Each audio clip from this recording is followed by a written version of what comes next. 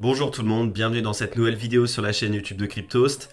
Aujourd'hui, cette vidéo va être un petit peu particulière et vous l'avez constaté certainement avec le titre. On ne va pas parler d'actualité, on ne va pas parler d'un nouveau protocole de DeFi, d'une nouvelle blockchain, un nouvel écosystème. Non, on va encore une fois parler de FTX. Et vous allez me dire, c'est vrai qu'on entend énormément parler de FTX en ce moment. C'est un sujet de manière générale qui a fait couler beaucoup d'encre depuis plusieurs mois maintenant et qui continue d'en faire couler énormément, à juste titre, mais je pense que cette vidéo devrait quand même vous intéresser, notamment si vous avez été concerné par la faillite de cette plateforme d'échange de crypto-monnaies en novembre 2022. En effet, dans cette vidéo, on va décortiquer ensemble le portail de réclamation de vos fonds et de vos crypto-monnaies sur FTX.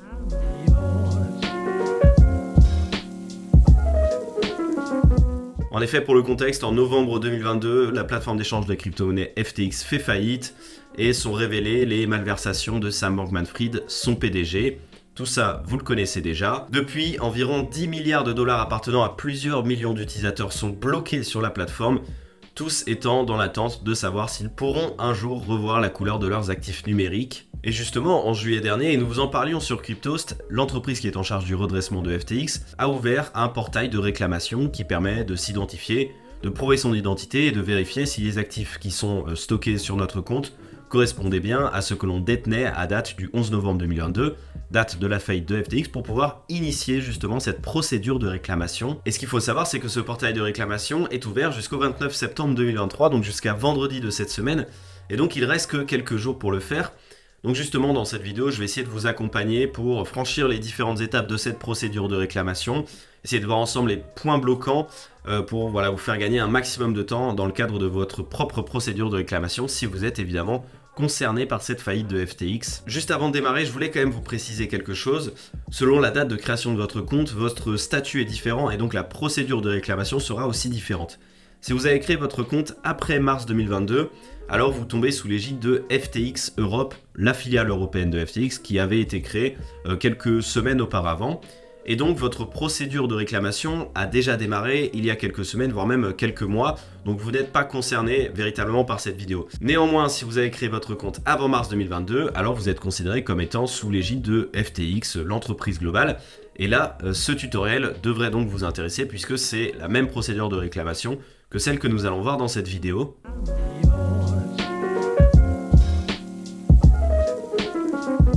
Allez, on démarre tout de suite ce tutoriel en nous rendant sur le portail de réclamation de FTX à l'adresse claims.ftx.com. Si vous ne voulez pas vous tromper en tapant cette adresse, je vous invite à consulter cet article, dont le lien sera évidemment en description, de Cryptos qui a été publié le 11 juillet dernier à l'occasion justement de l'ouverture de ce portail de réclamation. Et dans cet article, vous avez le lien officiel du site internet.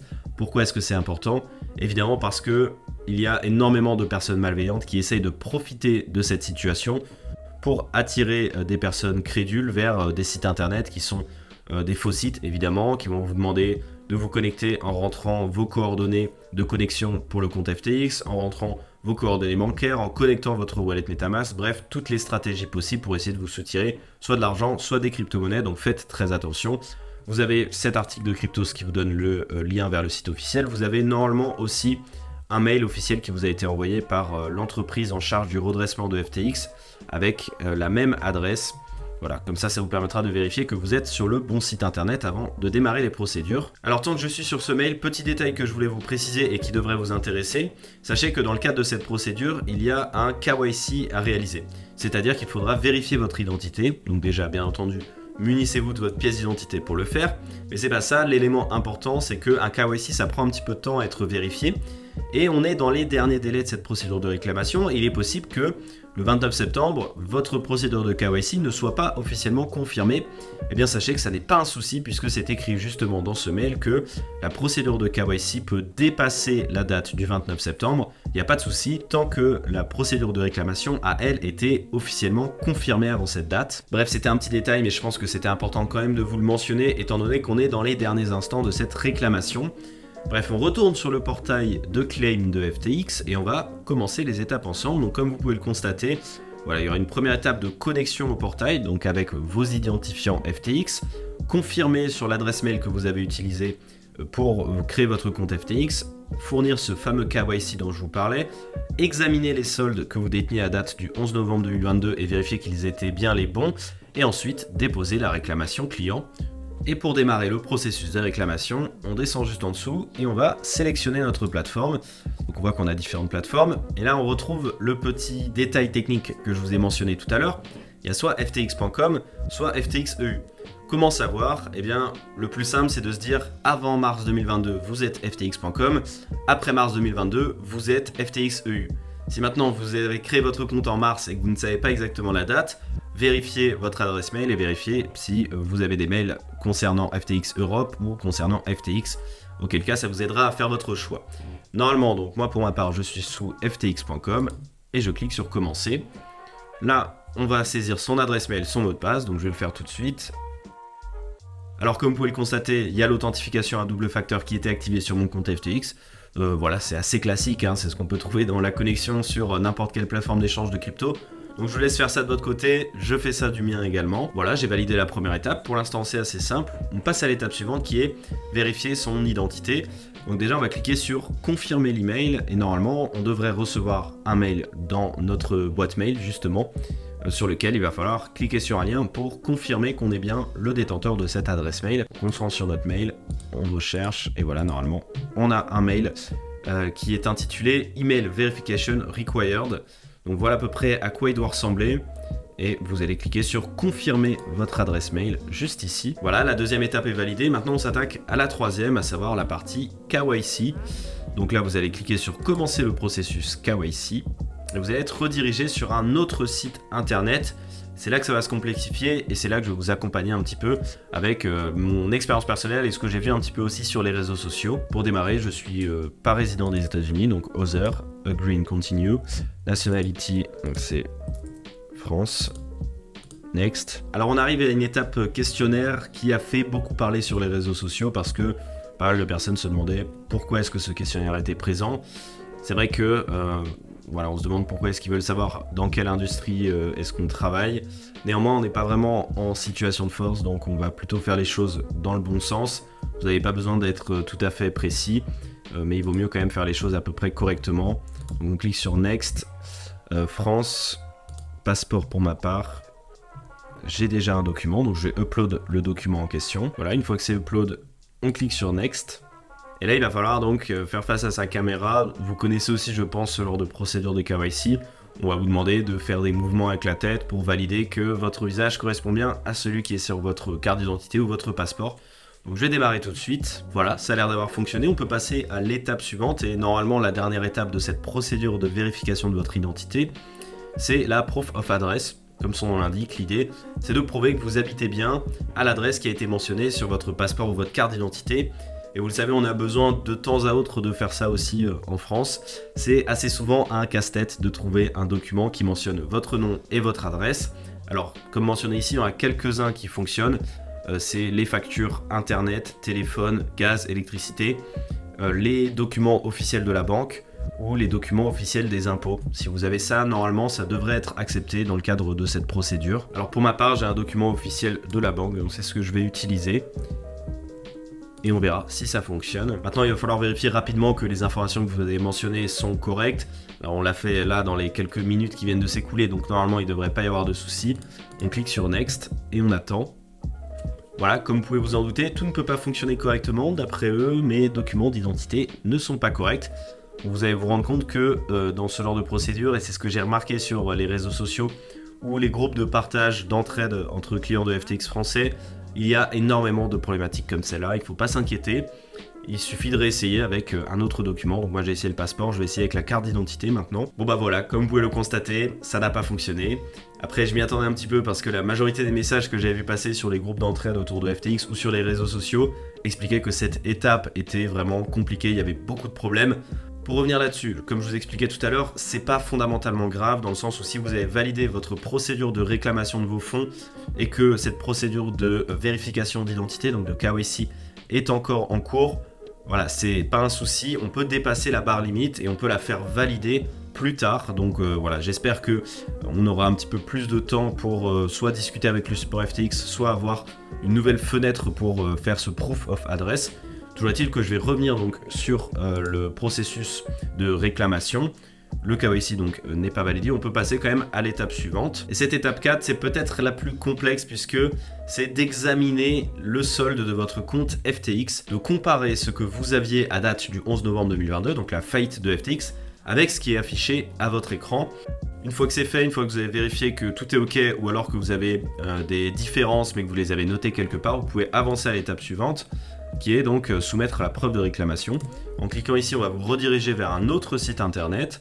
Alors, ce qu'il y a, c'est que si vous avez déjà créé une demande, normalement elle devrait s'afficher ici et on devrait vous informer s'il y a un problème avec cette demande justement. Bon, en l'occurrence, normalement la majorité d'entre vous, vous n'avez rien sur cette ligne-là, donc vous pouvez avancer en cliquant juste ici. Donc là, vous devriez avoir accès à vos informations, votre adresse mail, votre numéro d'identifiant de compte et votre numéro d'identifiant de réclamation. Vous cliquez sur le bouton suivant. Alors c'est dans cette partie que vous allez devoir valider si oui ou non ce qui était inscrit sur le solde sur l'écran tout à l'heure était bon ou pas. Donc là, il va falloir descendre un petit peu, vous validez encore une fois que vous étiez bien sous FTX Trading ou alors sous FTX EU selon votre cas. Ensuite, vous validez la quantité de fiat que vous détenez. Donc pour ma part, encore une fois, c'est bon, donc je vais cliquer sur Yes. Alors si ce n'est pas le cas pour vous, ce qu'il va falloir faire, c'est cliquer sur No et remplir sur la colonne juste en face, donc la colonne juste ici, le montant que vous pensez être le bon concernant l'actif en question, donc que ce soit de la monnaie fiduciaire ou que ce soit des cryptos. Évidemment, il faudra le justifier derrière. Ensuite, vous continuez en cliquant sur Yes ou No en fonction de la situation, en fonction de si l'actif correspondant a bien été renseigné dans votre solde ou pas. Évidemment, s'il y a des cryptos qui n'ont pas été listés et que vous déteniez quand même, vous pouvez cliquer sur Yes. On va vous proposer de les ajouter et d'ajouter la quantité en crypto bien entendu que vous déteniez. Pour ma part, c'est non. Si vous aviez emprunté des cryptos sur FTX, vous pouvez le mentionner ici aussi. Si vous déteniez également des NFT, vous pouvez le mentionner encore une fois juste ici. Ensuite, on va vous demander des informations sur vous en tant que créancier de FTX. Donc on va vous demander par exemple, est-ce que vous êtes un individuel? Donc yes, on va demander votre nom et votre prénom. Numéro de téléphone, adresse mail une nouvelle fois. Est-ce que le paiement doit aller à une autre adresse? Non. Est-ce qu'on doit ajouter d'autres adresses sur ce proof of claim, d'autres informations? Pour ma part, non. Est-ce qu'on a déjà déposé une demande? Non, pour ma part. Oui, si c'est le cas pour vous, bien entendu. Est-ce que quelqu'un a déjà essayé de déposer une proof of claim sur cette claim qui me concerne? Et ensuite, on clique sur Next. Est-ce que vous avez participé au programme FTX Earn à date du 11 novembre 2022 qui était notamment disponible à travers l'application Blockfolio, qui était une application qui avait été rachetée par FTX. Et on vous redemande encore une fois si vous aviez d'autres activités sur FTX, notamment par exemple le stockage de vos NFT ou quoi que ce soit. Donc voilà, pour ma part c'est non encore une fois. Ensuite, on va demander si vous êtes le créditeur, si vous êtes une organisation qui travaille pour le créditeur. Voilà, si vous êtes autorisé en tout cas à le faire. Donc moi pour ma part, et j'imagine que c'est le cas pour vous aussi, vous êtes vous-même le créancier, donc c'est votre propre compte pour lequel vous faites cette demande. On vous redemande encore une fois si l'adresse est en dehors des États-Unis. Oui. France. Si vous avez des documents à attacher à votre demande, c'est ici que ça se passe, et notamment si vous voulez prouver à la plateforme que vous déteniez pas exactement les soldes qui ont été mentionnés sur le site internet, vous pouvez le faire. Donc en tout cas, vous cliquez sur I have supporting documentation, ou alors vous cliquez juste en dessous si ce n'est pas le cas. Voilà, normalement on est arrivé au bout du processus et on nous informe que cette adresse juste ici devrait nous envoyer prochainement un mail pour récapituler cette demande. Copiez-le dans le doute pour l'ajouter peut-être à votre liste blanche des adresses qui ne finiront pas dans les spams. Ce serait quand même dommage de louper ce mail.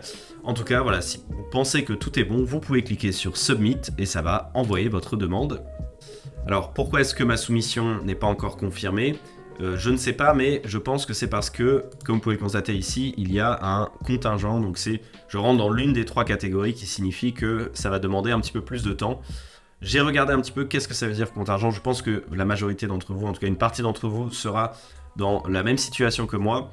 C'est quand vous aviez des actifs qui étaient verrouillés dans le programme Earn par exemple, ou dans d'autres programmes via FTX, ou que vous aviez des positions de trading en cours, notamment des tradings avec futures, ce qui fait que, eh bien, avant que l'on puisse vous rembourser, il faut que d'autres étapes qui ne nous concernent pas soient validées en amont, et c'est pour ça qu'on rentre dans cette catégorie-là.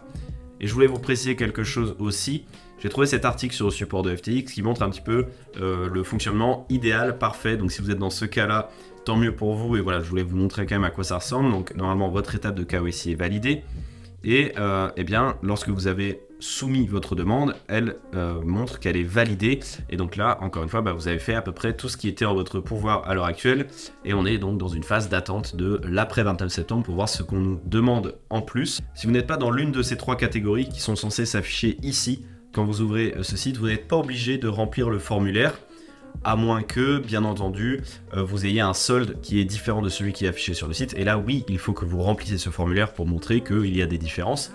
Néanmoins, si ce n'est pas le cas, vous n'êtes pas obligé de le faire. En revanche, si c'est le cas, vous êtes obligé, comme moi. Et c'est la raison pour laquelle je pense cette soumission prend plus de temps que dans l'article qui est présenté juste ici par le support de FTX. Voilà, donc normalement, il y a plusieurs cas différents. Moi, je suis dans le cas où il y avait probablement une problématique. Je pense qu'une partie d'entre vous sera également dans ce cas-là. Donc, pas d'inquiétude si vous voyez que ça prend un petit peu de temps à être procédé et que voilà, vous n'avez pas encore tout qui est dans le vert pour le moment. Normalement, ça devrait fonctionner. Avant de terminer, je voulais vous présenter quelque chose dont je vous ai parlé tout à l'heure. J'ai un petit peu évoqué dans le fil de cette vidéo. C'est ce collectif d'entraide entre Français qui ont aussi été touchés par l'affaire FTX. Ce collectif, il a été ouvert par certains membres de la communauté crypto francophone et il est disponible sur Telegram. Il y a un site internet avec une redirection sur le lien Telegram. Je l'afficherai, enfin en tout cas je le mettrai dans la description. Comme ça, si ça vous intéresse, vous pourrez le rejoindre. Vous pourrez échanger avec des personnes qui sont également concernées par cette affaire FTX, qui sont passées par les étapes par lesquelles vous êtes peut-être en train de passer en ce moment dans votre processus de réclamation de vos cryptos. Vous pourrez leur poser toutes les questions que vous avez. Ils vous aideront certainement à avancer et à préciser un petit peu aussi comment réaliser votre demande, répondre à vos inquiétudes si vous en avez certainement et que cette vidéo n'a pas réussi à répondre à l'ensemble d'entre elles. Donc voilà, je vous invite à le rejoindre si vous avez encore des problématiques.